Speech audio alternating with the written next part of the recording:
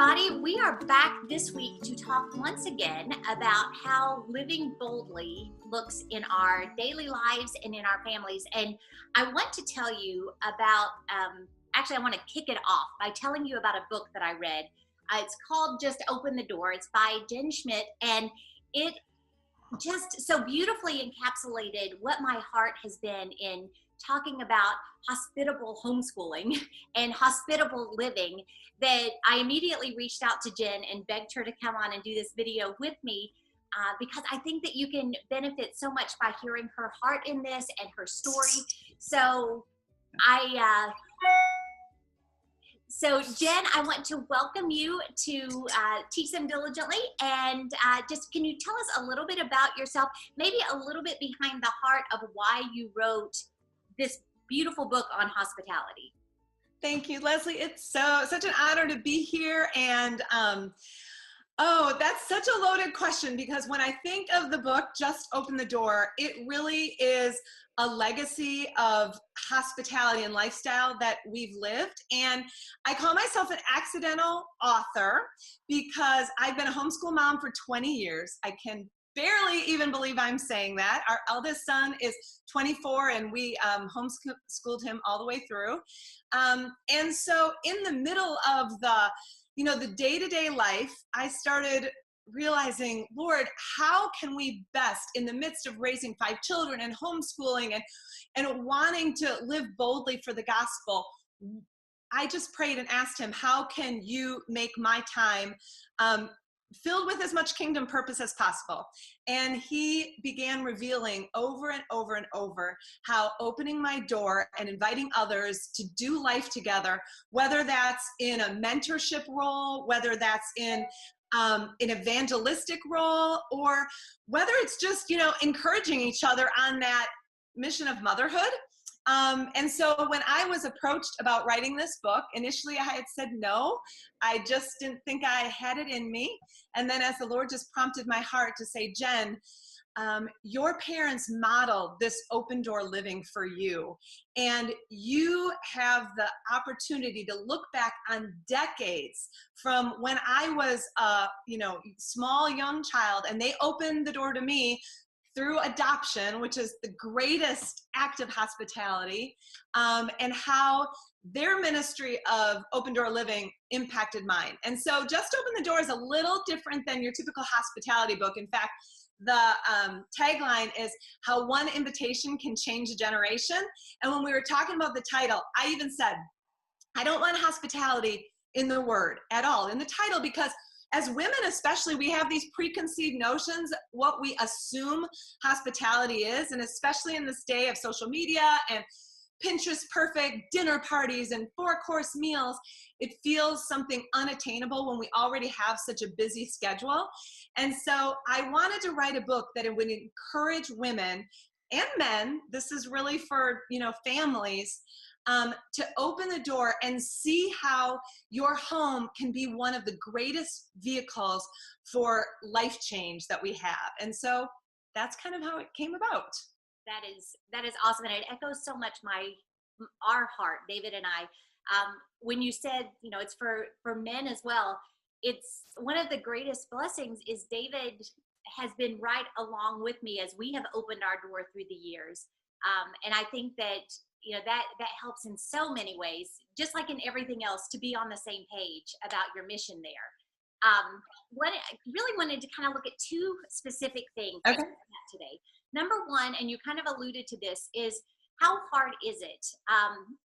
We talk about opening our door, and there's that fear that kind of comes in. You literally open your world, and you are kind of exposed. People see actually who you are, but that's one of the amazing. Sorry, my mother just called, and there we go. It's real life. I talk to my mom. I don't decline her calls most of the time. But when you open your door, you are exposed. People can see what really happens within your home. Mm-hmm. There is no Pinterest perfect anymore. Mm-hmm. But why? Number one, why is that such an important thing for your family as well as those that you're ministering to?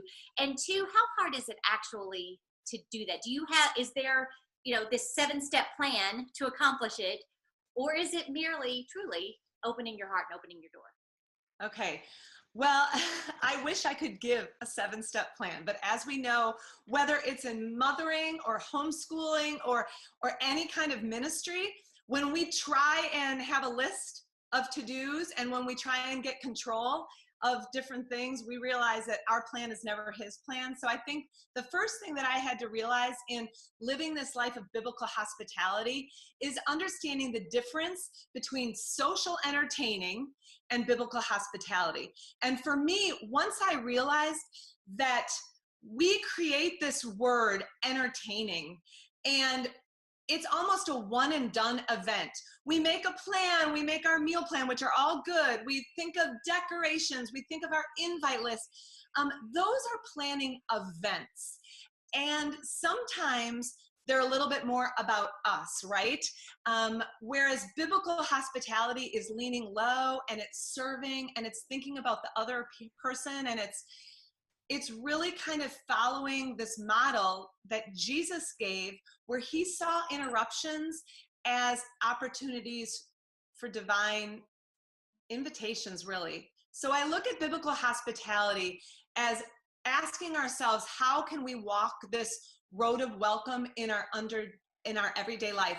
And when we can shift from planning an event and planning a beautiful evening together to opening our door and doing the messy day-to-day living, then all of a sudden I start saying, okay, we're all gonna get a little nervous, right? We all tend to overthink it.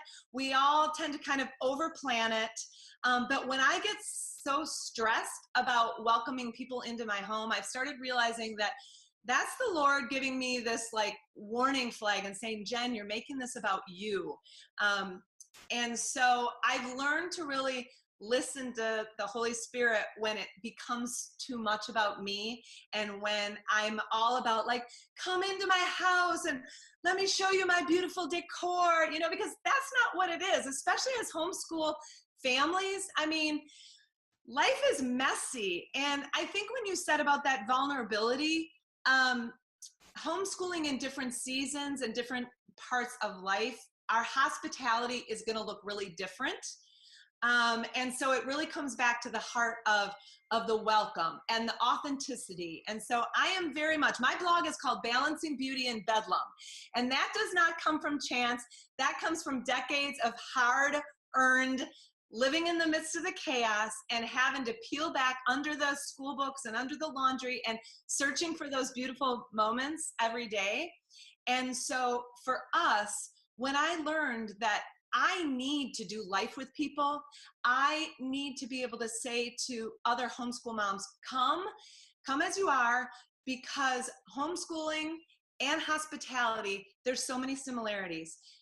We're welcoming people into not only our home, but our stories and our lives. And I don't know about you, but they're not Pinterest perfect. And there's always backstories. And so when I learned that it's okay to just be honest with other people, then all of a sudden hospitality looked a lot more like what Jesus did as he walked this road of welcome and offered simple invitations. Yeah, I actually read a passage. I've read it, countless times, but at one point a couple of years ago, it really struck out to me. Jesus has had this crazy busy day. He's ministering to all these people. He gets out early to pray, and the disciples come like frantic to him. The people want this, they want this. And Jesus, instead of being really irritated by having to give more, he says, that's why he's here. That's why I'm here. Let's go and let's minister some more. And God has used that statement so often, because that is why I'm here. I'm here to model for my children what God's love looks like, both to them as well as to others. And that's kind of where I want to go now. How does this opening of our house and heart, home and heart, how does that affect our children? How do they grow through that? Because I know in our family, it's been pretty remarkable what God has done within our own children just by this act of modeling biblical hospitality for them.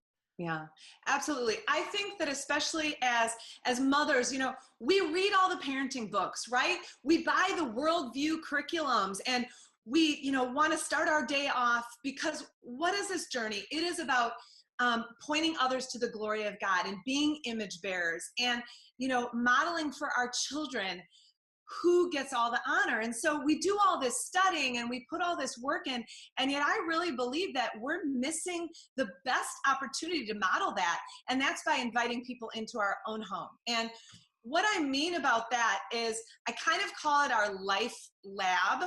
And I can honestly say, like, I've had the opportunity now to speak at conferences or lead worship or write a book, and those are all these things that are done in front of people. And while I'm so grateful that the Lord's giving me this opportunity, when I really look back at the place, how we have been able to point others to his glory, and the vehicle that he's used to have the biggest kingdom impact, it's been those people that we've welcomed into our own home. And so think of our kids and this life lab. And it's not just about what our kids are learning. Oh my goodness. Okay. It's about how we're humbled, because we all know, whether it's a Sunday morning on the way to church or an hour before people come over, what is it that we all of a sudden become these psycho moms, right? Like, oh my gosh, people are coming over. We start ordering, we start barking, and we have attitudes that are not bringing glory to God. And so it's a humbling process to go through. But I love to point out our eldest daughter, and she really had a shy personality. I love how the Lord gives us all these different children. We raise them the same. We might even do the same curriculum, and man, they all are wired so differently, right? So we adapt, and hospitality plays a part in being able to look at our kids' personalities, because she was very shy. She was one of those that would hide behind my leg. And I always say, okay, the Lord has wired our children sometimes in a more quiet way, but that doesn't give them permission to be rude. So one of the things that I wanted our daughter to learn was she didn't have to carry on this huge conversation at 6 years old, but I wanted her to have direct eye contact. I wanted her to be able to greet someone in a gracious way, shake their hand, maybe just give a little smile. And so what better way than by bringing people into our safe environment and letting her work? It gives our kids the opportunity to learn how to pray publicly.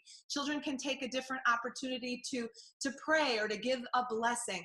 It allows our kids life skills in learning how to clean the bathroom at a young age. My house is never perfect, but I've learned that the kitchen, the main living area, and our bathrooms, those are the areas that people live. So our kids at 4 and 5 all had those skills. So part of hospitality was them learning to make a killer taco dip. Even our boys at 10, they could whip up a taco dip without a recipe. It also allows us as a parent, and here's where I think with homeschooling, there's a lot of pressure on moms, because our children's performance sometimes, and I could get emotional as I think about it, but sometimes our children's performances, all of a sudden it becomes about us, like whether we're failing or we've done great. And I remember our eldest son, he was one of those that literally by 5 years old, he was reading, or maybe 5 and a half or 6, he was reading The Hobbit. And he was my first. I was like, oh, homeschooling is so easy. I am the best, take lessons from me on how to teach the long vowel skill, right? Because I explained the long vowel rule to him, and in one day it snapped. And I asked the Lord, now, Lord, why did he have to be my eldest? Why couldn't he have been my last? Because many of my other children, that same skill, it took them 4 years to master.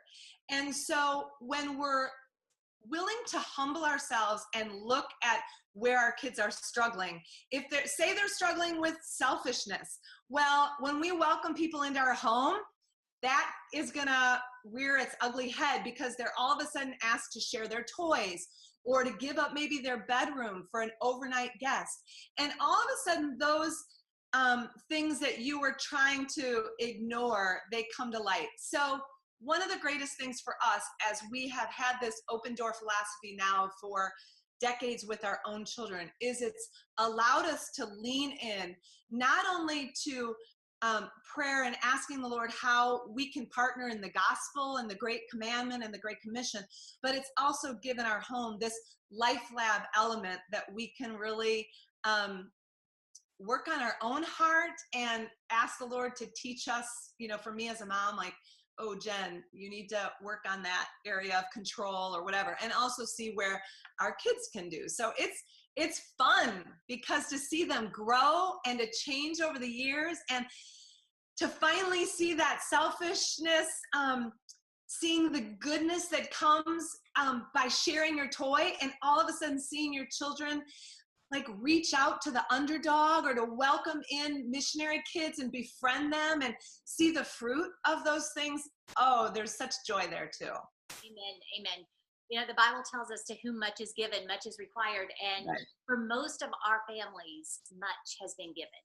We are largely full units, which is an amazing blessing and odd today. We are affluent compared to most standards.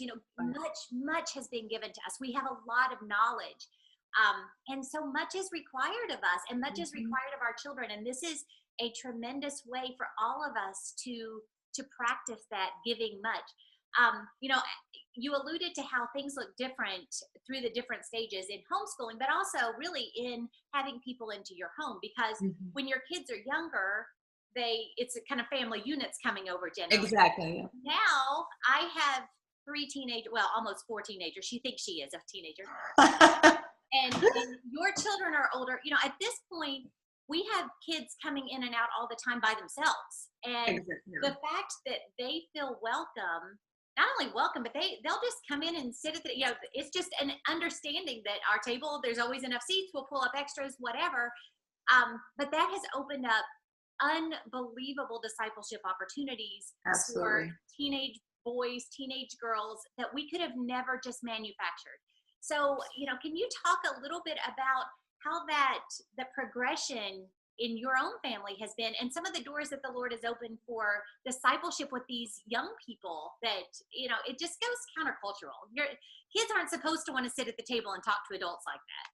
I know, but they do. And I think, that's what we need to realize, that, our table becomes an altar, that when we say, Lord, okay, I feel maxed out, I feel like I can't add one more thing, but when we as women, as families step forward and say, I am willing and I'm available, I might not have a big budget right now. A lot of our hospitality was in seasons of financial difficulty, but when we just say, I've got an open sofa and I've got my yard sale table and I'm willing, so use it. It's amazing what the Lord will do. And I think, I have a lot of mentor relationships with young moms and a lot of young homeschooling moms. And sometimes they come back and they're like, well, Jen, it disrupts my schedule. And I just don't want this influence in our home. And all those things that I understand and I struggled with. And yet when I look back, those were the areas that I said, Lord, if I could go back and change it, I would, because if I want our home to look more like Jesus, if I want my table to look more like his, I have to be willing to welcome people from different economic backgrounds, different socioeconomic, political backgrounds. And when we talk about the Great Commandment, and I get fired up and I'm going to get to your question, but when we talk about the Great Commandment, loving the Lord our God with all our heart, soul, mind, and strength, and there is no hesitation in the very next clause. Love your neighbor as yourself. And what does that mean? I think for a lot of us, we've grown up in the church and we've heard that verse so many times that we gloss over its importance. But when I look at neighbors, okay, our most literal neighbor is our kids. And for us homeschool moms, they're like on us too much, too neighborly. But I think when we open our door and we think of our literal neighbor, the kids in our neighborhood, we don't know them, or our kids' friends, we don't know them. And how we love the Lord should directly impact how we love our neighbor, just as how we love our neighbor is a direct representation of our worldview on how we love God. So if we are not welcoming people into our sphere of influence, I don't think we're following the great commandment, and oh man, I'm getting all like finger pointy on that one. But if women listening right now are feeling like, I don't even know where to start, that's my first suggestion. Start with your kids' friends. Many people are involved in sports or music lessons. Instead of going and being on your phone during those music lessons, put the phone away and use that as an opportunity to build relationships to the moms that are also sitting there. I use the example in Just Open the Door about football. And my husband signed us up for football. I did not know the blood oath I was taking when he did. Our kids were young. I had no idea. I'm very much like guard our family time. And so all of a sudden this became a new way of life, and I had a really big chip on my shoulder because it was more than I wanted. And after a month or so of a pity party, it was as if the Lord just kind of shook me and said, Jen, you've committed to this season, and now take your hospitality on the go and use this time to impact the culture around you. And so instead of just having a pity party and going and doing my errands, which is okay, sometimes we need to do that, right? I had a toddler and a newborn, and the 3 boys were in football, and I started packing extra snacks and extra goldfish, and I brought a blanket, and I started inviting women to my blanket, which was my table. And I looked to the left and the right, and the Lord said, Jen, these people need to know about me, and I have brought them here for 2 hours a day. You have 10 hours a week with these women. Go and love on them and point them to me. And so, believe it or not, our eldest son just graduated from a full ride for Division I football, and he may be playing on Sundays. We're still praying about that. We don't know. But I've had the opportunity now for 15 years to use the fact that hospitality on the go can make such an impact. And I have people that email me and keep up with Facebook, and I've been able to use the sidelines of the sports field as one of the greatest ministry opportunities to, evangelize. And so we don't really have any excuses when it comes to hospitality, right? Because Romans talks about pursuing it. It's an ongoing action, and there's so many opportunities. So football ended up being a vehicle then to invite families and guys into our home. And because I just said, Lord, I'm in way over my head, but I've got to be here, he used that time. It wasn't anything extra special. I would throw extra chicken breast in the crock pot and add a little more salsa to it. And in the process, some of these young men named Jesus as Lord, and now, decade later, are living for him. And to think that we had just this small little opportunity to just love on them in ways that they hadn't seen modeled before was such an honor that I don't even feel worthy of. And sometimes we think, well, it's not anything special. But when I think further, for those that don't know the love of Jesus, anything with him is countercultural. And so we need to think, living life for him is countercultural. So why aren't we out there being the hands and feet of Jesus? Why aren't we inviting people into our home as we point others to him? Right. And I love the emotion that you just showed, just really punctuates the joy for us as homeschool moms when we do this. The Lord has given us some very similar experiences to what Jen and her family have experienced, both through sports and otherwise. But by just showing love to these people that God brings across your path, the rewards are beautiful. I got a Mother's Day present this year from one of my extra sons. Yeah, I love it. It's the sweet little kisses that God gives us when we are faithful that means so much. And I don't want you all to miss out on that, because you've built it up as something that it isn't. God created to love other people. And, I hope that through this conversation, and this is so not exhaustible, but through this short conversation that we've been able to have, I hope and pray that it has triggered some ideas. I would love to talk to you more about this. In fact, in our monthly hangout, I want to make this our main theme. so that we can discuss different ideas, different practical ways this can look in our families. I want Jen also to tell you here in just a second, there is another bigger way that you can hear her heart in this matter beyond you. I'll link to the book because you do want to pick that up. But I want her to tell about another product that she has, a great privilege she's been given. So if you'll tell them about that kind of in closing, and then I'll come back and close it down. Sure. Well, with the book that you just hold up, Just Open the Door, How One Invitation Can Change a Generation, is where I do have tons of practical ideas and ways you can elevate your ordinary moments. And so I think I have exhausted in that book so many for every different personality, and not just the extrovert, but I really wrote this with the introvert in mind too. So I'm giving lots of tools, but also one of the latest Lifeway Bible studies that just came out is I've had the opportunity to write and do the 7-week video for, and so it's also called Just Open the Door, a study in biblical hospitality, because as I started writing it, I realized, oh my goodness, the hospitable nature of God starts in Genesis when he welcomes us into the garden and weaves its way through almost every book of the Bible till we celebrate around the table at the marriage feast in Revelation. And so as moms and homeschool moms especially, if we are not viewing hospitality as part of the greatest commandment and the Great Commission, we're missing such an amazing opportunity in our home. So if you want to dive deeper, maybe in your homeschool group, or maybe your church will be offering it this fall, it's a great resource. And the videos are really fun, very different than your typical Lifeway videos, but ones that will create lots of great conversation.